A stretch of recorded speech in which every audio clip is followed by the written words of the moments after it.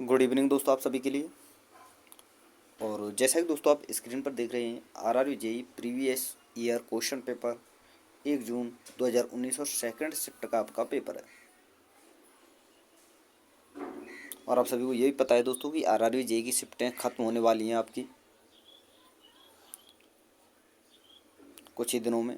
और उसके बाद दोस्तों मैं एनटीपीसी की शिफ्टें लेकर चलने वाला हूँ आपके लिए। तो दोस्तों देखिए,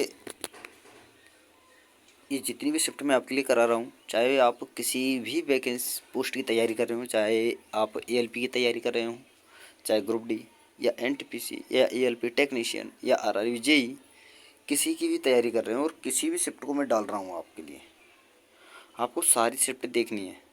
लो लेवल से लेकर दोस्तों हाई लेवल तक की सारी शिफ्टें आपको देखनी है। क्योंकि दोस्तों देखिए, जो साइंस का जो एक तरह से देखें तो दोस्तों हर एग्जाम में आपने देखा होगा, कहीं पर देखिए आरआरबी जेई का जो लेवल है एएलपी टेक्नीशियन से और एएलपी से और ग्रुप डी से बहुत ज़्यादा ऊंचा है। लेकिन दोस्तों वहाँ पर जो पैटर्न अब की बार आपने देखा है, प्रैक्टिस सेट भी आपने लगाए होंगे, तो कितना लो था। जबकि इससे बेस्ट जो है दोस्तों वो था आपका ग्रुप डी का 2022 का एग्ज़ाम आपने दिया होगा। तो देखिए दोस्तों, साइंस का जो है ऐसा कुछ नहीं है कि ग्रुप डी का हम अगर साइंस करें तो दोस्तों ग्रुप डी में ही पूछा जाएगा, ऐसा कुछ नहीं है दोस्तों। साइंस कहीं से भी हो, किसी प्रकार का आपसे पूछा जा सकता है। इसलिए मैं बोलता हूँ कि आप हर शिफ्ट के और जितनी भी शिफ्ट मैं आपके लिए डाल रहा हूँ सभी प्रैक्टिस सेटों का आप लगाया करें। तो चलिए दोस्तों वीडियो को शुरू करते हैं। और आप सभी को पता है दोस्तों, रेगुलर ही वीडियो आपके लिए डाली जाती हैं। तो वीडियो को रेगुलर प्राप्त करने के लिए दोस्तों आप हमारे चैनल को सब्सक्राइब कर लें, साथ में ऑल वाला बेल आइकन दबा लें दोस्तों, ताकि मेरी आने वाली हर वीडियो का नोटिफिकेशन सबसे पहले दोस्तों आपके पास पहुंच सके। और वीडियो को दोस्तों लाइक कर देना, शेयर कर देना। तो चलिए दोस्तों वीडियो को शुरू करते हैं। और यहाँ पर प्रश्न आपसे पूछा गया है कि डैश थायराइड की कार्य प्रणाली को नियंत्रित करने वाला खनिज है। यानी थायराइड जो ग्रंथि है उसको नियंत्रित करने वाला जो खनिज है वो कौन सा है दोस्तों, ये आपसे पूछा गया है। तो वो है आपका दोस्तों आयोडीन। ऑप्शन नंबर बी आपका सही आंसर होगा। और देखिए दोस्तों, वीडियो पर आपको जो भी मैं शिफ्ट कर रहा हूँ सभी को आपको लास्ट तक देखना होता है। क्योंकि दोस्तों देखिए, इसमें कुछ न्यूमेरिकल भी होते हैं और न्यूमेरिकल तो दोस्तों आपके लिए बहुत ही इंपॉर्टेंट है। तो जितने न्यूमेरिकल बीच में आते हैं उन्हें भी आपको समझना होता है।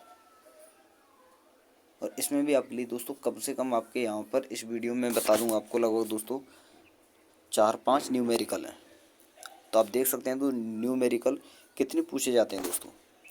तो आने वाले जितने भी आपके एग्जाम सभी में दोस्तों इन प्रैक्टिस सेटों से, ये जो प्रीवियस ईयर शिफ्टें मैं आपके लिए करा रहा हूँ, इनसे बहुत ज़्यादा हेल्प मिलने वाली है।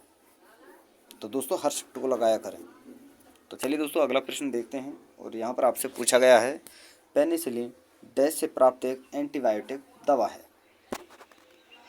तो पेनिसिलिन दोस्तों एक आपका जो है फफूंदी है।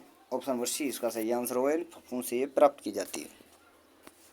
अगला प्रश्न है प्रश्न नंबर 4, एक कमानीदार तुला में जब कोई बल लगाया जाता है तो कौन सा हिस्सा खिंचता है। तो कौन सा हिस्सा खिंचता है दोस्तों, कुंडलित स्प्रिंग। ऑप्शन नंबर बी इसका सही आंसर होगा। अगला प्रश्न है प्रश्न नंबर 5, यहाँ आपसे पूछा गया है निम्नलिखित में से कौन सा दांतों का बाहरी आवरण है। तो कौन सा है दोस्तों, एनेमल। ऑप्शन नंबर ए इसका सही आंसर होगा। अगला प्रश्न है प्रश्न नंबर 6, इनमें से निम्नलिखित में से कौन बाह्य परजीवी का एक उदाहरण है। तो बाह्य परजीवी का उदाहरण है दोस्तों आपका मच्छर। तो ऑप्शन नंबर बी इसका सही आंसर होगा। अगला प्रश्न है दोस्तों प्रश्न नंबर 7, यहाँ आपसे पूछा गया है हाइड्रोजन 6 वाली अभिक्रियाओं को क्या कहा जाता है। तो जिस अभिक्रिया में दोस्तों हाइड्रोजन हट रहा हो और ऑक्सीजन जुड़ रहा हो तो उसे कहते हैं दोस्तों ऑक्सीकरण अभिक्रिया। और जिस अभिक्रिया में दोस्तों हाइड्रोजन जुड़ रहा हो और ऑक्सीजन हट रहा हो उसे कहते हैं दोस्तों वियोजन अभिक्रिया। सॉरी दोस्तों, अपचयन अभिक्रिया। तो ये आपको याद रखना है, इसका आंसर जो होगा ऑप्शन नंबर ए होगा। अगला प्रश्न है प्रश्न नंबर 8, यहाँ आपसे पूछा गया है इनमें से किस भारतीय राज्य की सीमा अरब सागर से जुड़ी हुई है? तो दोस्तों देखिए, अरब सागर से जो जुड़ी हुई सीमा है वो है दोस्तों गुजरात की, क्योंकि दोस्तों कच्छ का जो रण पड़ता है, जो कि समुद्री एरिया है दोस्तों वो, तो कच्छ का रण जो है दोस्तों अरब सागर से सीमा बनाता है। ऑप्शन नंबर ए इसका सही आंसर होगा। अगला प्रश्न है प्रश्न नंबर 9। यहाँ आपसे पूछा गया है कोई वस्तु कब द्रव में तैरती है? तो कब तैरती है दोस्तों? जब जो वस्तु है उसका घनत्व दोस्तों द्रव से कम हो, तभी तो तैरेगी। तो ऑप्शन नंबर डी इसका सही आंसर होगा।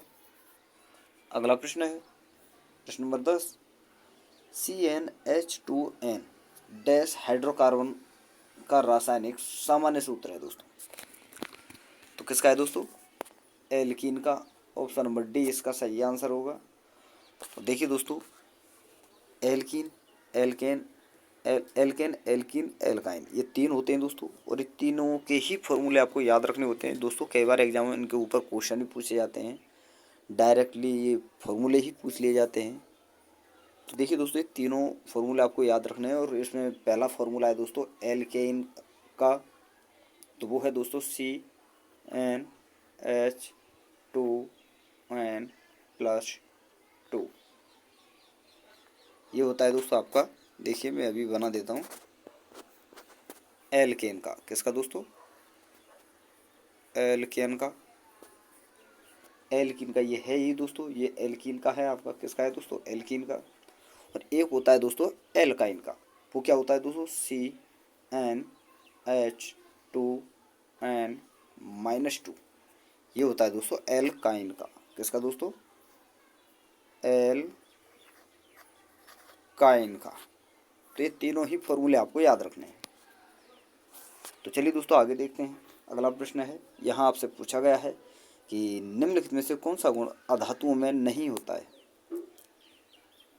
अधातुओं में दोस्तों देखिए, ना तो आघात वर्जन्य होती है, ना अनुनाद होता है। अनुनाद क्यों नहीं होगा दोस्तों? क्योंकि वो ठोस नहीं होते, और अधातुओं का भी ठोस नहीं होती। और डक्टिलिटी भी नहीं पाई जाएगी। डक्टिलिटी क्या होगी दोस्तों? जो धातु होते हैं उनमें डक्टिलिटी का गुण पाया जाता है। डक्टिलिटी का मतलब होता है उसकी तन्यता का गुण पाया जाता है।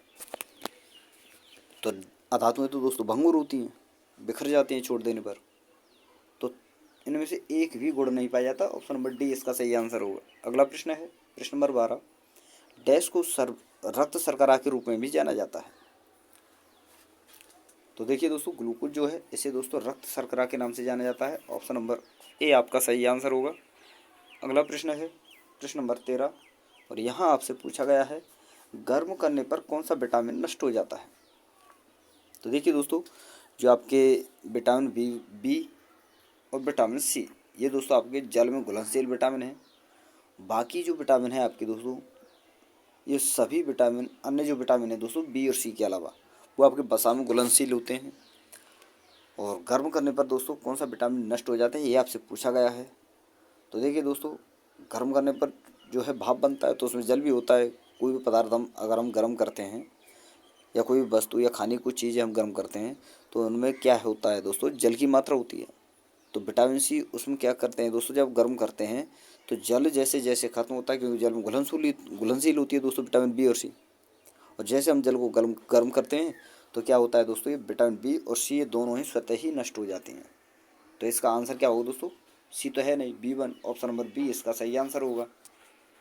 अगला प्रश्न है प्रश्न नंबर 14। दिए गए तापमान पर किसी गैस, द्रव या ठोस के कणों को अलग अलग मात्रा में डैश होती है? तो क्या होती है दोस्तों? गतिज ऊर्जा। ऑप्शन नंबर डी इसका सही आंसर होगा।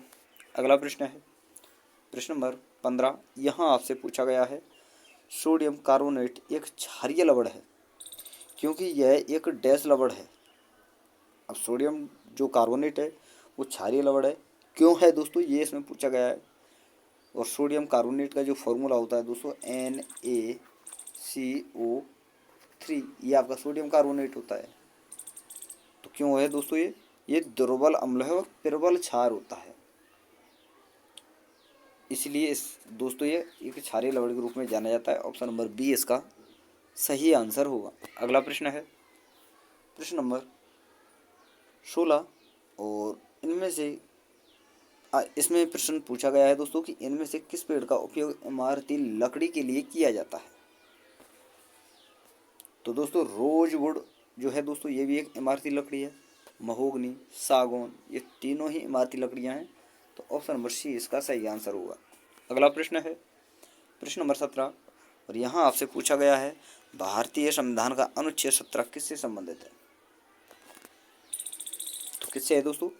अस्पृश्यता का उन्मूलन यानी दोस्तों छुआछूत से रिलेटेड ये जो है अनुच्छेद है, ये आपको याद रखना है। तो ऑप्शन नंबर सी इसका सही आंसर होगा। अगला प्रश्न है प्रश्न नंबर 18। यहाँ आपसे पूछा गया है जब ध्वनि ठोस सतह से टकराती है तो क्या होगा। तो ध्वनि दोस्तों जब ठोस सतह से टकराती है तो ये ध्वनि अवशोषित होती है और परावर्तित हो जाती है। तो ऑप्शन नंबर सी इसका सही आंसर होगा। अगला प्रश्न है प्रश्न नंबर 19। सारे जहां से अच्छा गाने के बोल किसने लिखे हैं।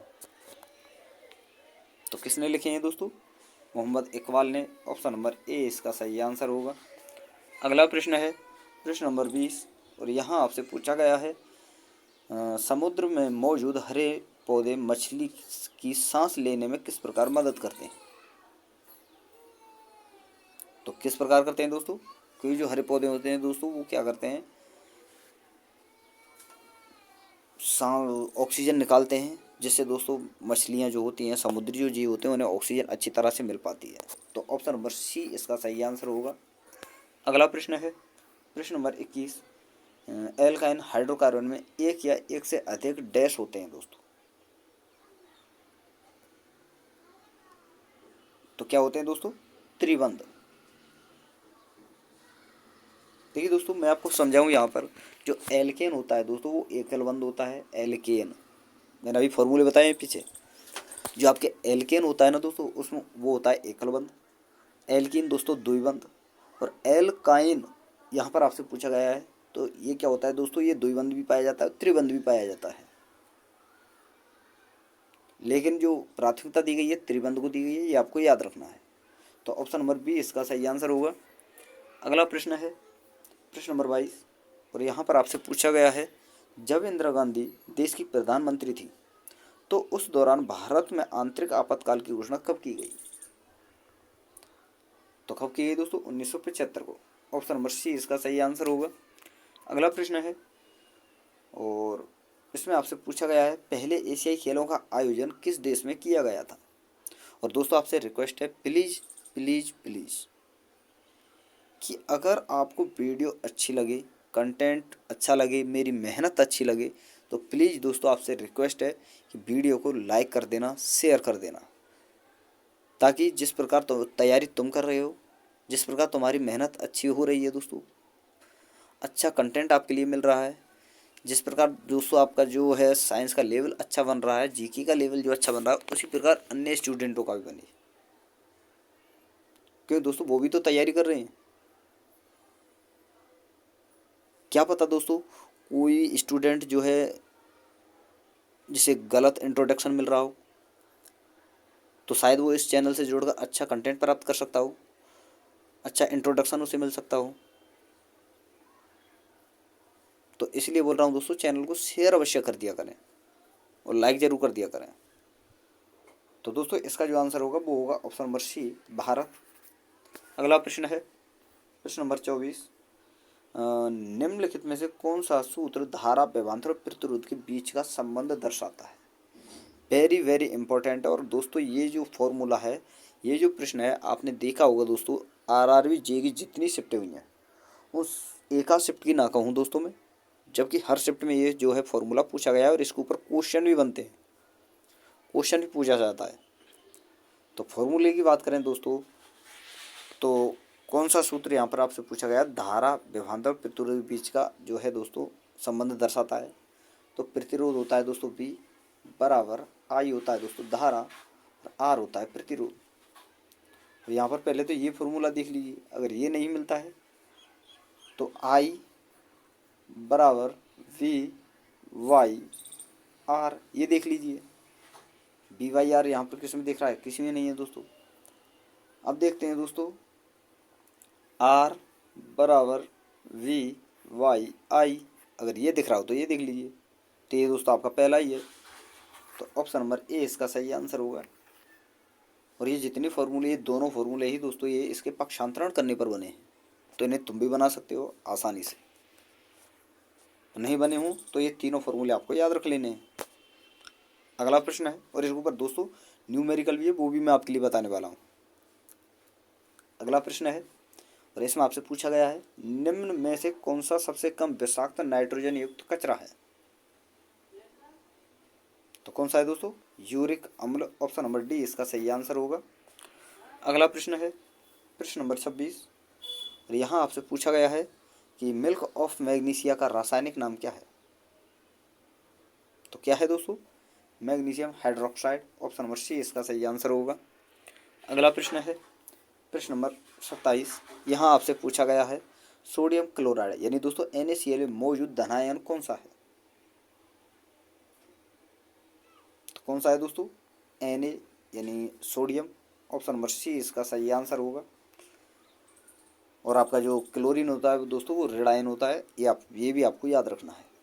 अगला प्रश्न है प्रश्न नंबर 28, यहाँ आपसे पूछा गया है कि जब कोई प्रकाश किरण एक सघन माध्यम से विरल माध्यम में माना कांच से हवा में प्रवेश करती है तो प्रकाश की किरण किसकी ओर झुकेगी।